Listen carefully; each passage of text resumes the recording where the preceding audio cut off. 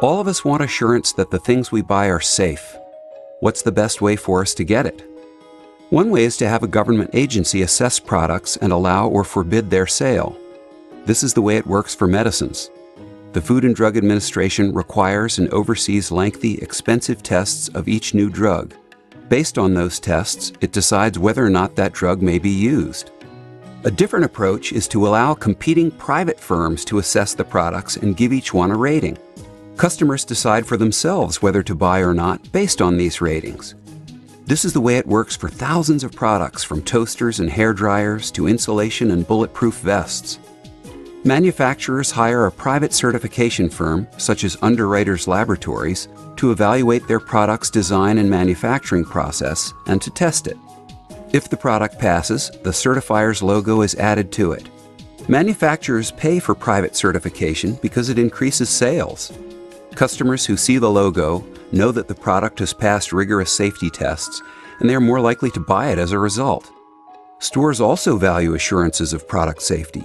They don't want unhappy customers or lawsuits from selling things that turn out to be harmful, so they'll pay extra to stock certified products.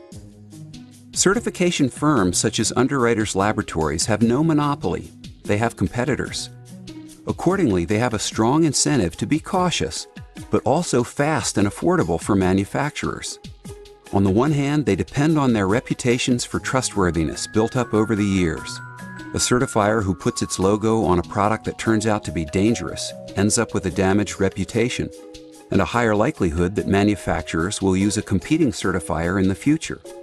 On the other hand, if a certifier is overcautious and takes a long time on costly extra testing that delays a product from getting to market, or if it refuses to certify a product that turns out to be safe, again it will lose customers.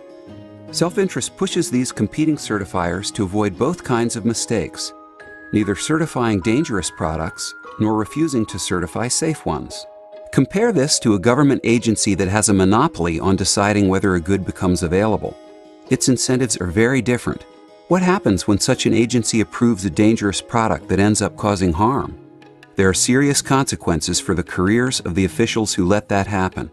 As a result, they become excessively cautious. They take so long on costly extra testing that they do delay products from getting to market. When the product is a life-saving medicine, people die who could have been saved. Unlike a voluntary certification firm, a monopoly government agency faces no check on this kind of caution. If the agency rejects a product that's safe or takes years for additional tests, the manufacturer cannot turn to another certifier. No other certifiers are permitted. The government agency doesn't have to worry about losing revenue or going out of business because it's funded by taxation and not by the voluntary payments of its manufacturer customers. How much safety is the right amount? It is always possible to test a product one more time before selling it, but the tests cost time and resources to run, so the more rigorous the safety testing procedures, the more a manufacturer must charge to cover its costs, and the less money it has to invest in new products. Who should decide at what point the cost of more tests becomes too high? Under monopolized government safety regulation, government officials decide. Under voluntary certification in a free market, everyone decides for him or herself, usually with the help of certification agencies and professionals such as doctors and pharmacists who make it their business to learn all they can about the products they advise us to use. Instead of the one-size-fits-all approach in which the government bans all products that fail to meet arbitrarily determined criteria, the market process creates and communicates various assurances of product safety, and each buyer decides for him or herself.